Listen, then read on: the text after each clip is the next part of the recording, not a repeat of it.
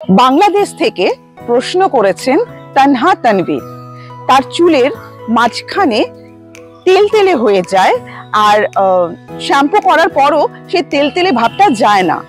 উনি কিছু ঘরোয়া টিপস জানতে চেয়েছেন যে কিভাবে এই তেলতেলে স্ক্যাল্প থেকে রক্ষা পেতে পারেন।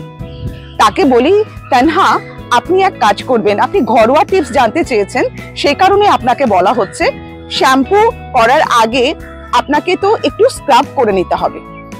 স্ক্যাল্পের স্ক্রাব, সেটা হতে ঘরোয়া স্ক্রাবই আপনি জানতে চেয়েছেন, সেটা একটা কফি, লেবু অ্যান্ড মধু দিয়ে একটা প্যাক বানিয়ে স্ক্যাল্পের মধ্যে স্ক্রাব করে নেবেন, তারপরে শ্যাম্পু করবেন।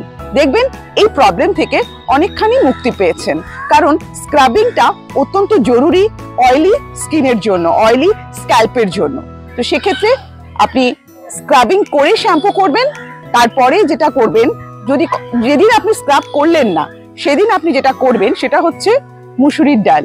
মুসুরির ডাল যে জলটা বেরোবে সেই জলটা দিয়ে স্ক্যাল্পটাকে ভালো করে ধুয়ে ফেলবেন, তারপরে 10 মিনিট পর শ্যাম্পু করবেন। দেখবেন এই প্রবলেম থেকে অনেকটা মুক্তি পেয়েছেন।